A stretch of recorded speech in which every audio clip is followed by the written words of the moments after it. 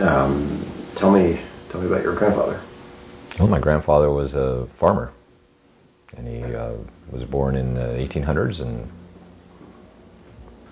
went to school for a few years and ended up having a farm. Beginning to farm at a young age, and did quite well with what he had.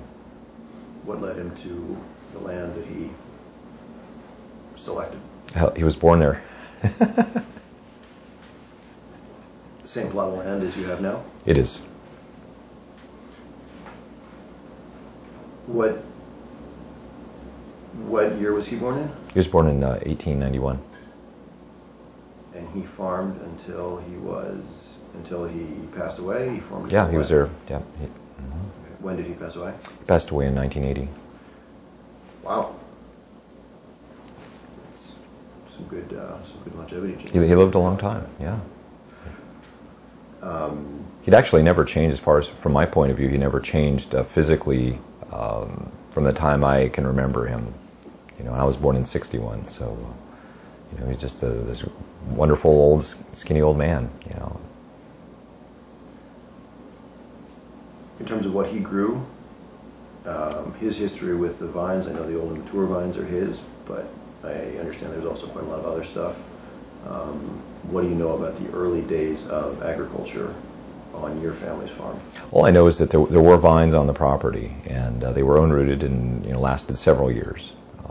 And actually, I lied. He wasn't born on that property, but he was born in Windsor, in Sonoma County. But the family then bought the property when he was 8 or 9 years old, and they moved there.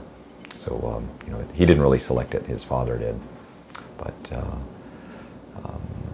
they had other things growing there. They had hay evidently growing on the property. There's hay cutting and raking equipment on the property. I don't know if you saw that when you were up there, but it's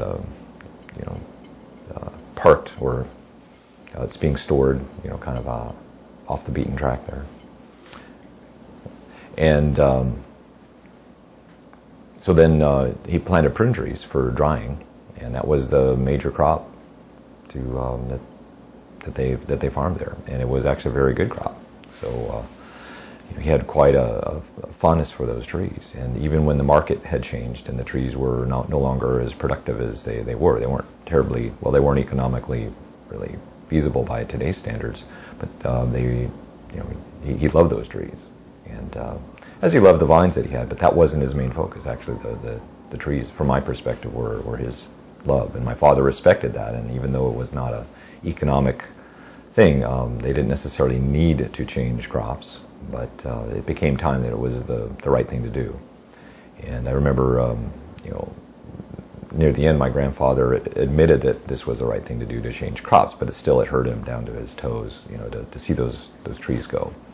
So the trees went in, smaller, or they were converted to vines every few years, just in chunks where we could do the physical work to plant and raise them ourselves. We didn't contract all that work out, with minor exceptions, maybe with some help with putting the vines in.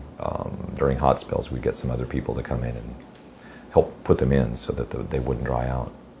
But all the training and all that was essentially my grandfather, my father, and myself as well. When I wasn't in school, I wanted to hang out with my dad, so he spent all of his free time out there.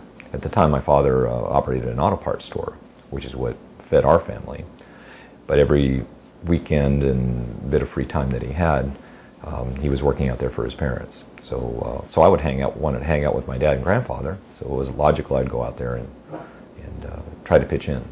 So from the time I was 10 years old, a few years before that I would try to help, but I was a little too young to stay focused. So about the time I was 10 years old, I was regularly going out there and being allowed to drive equipment and things like that, which was glorious for a kid of that age. So that was a lot of fun.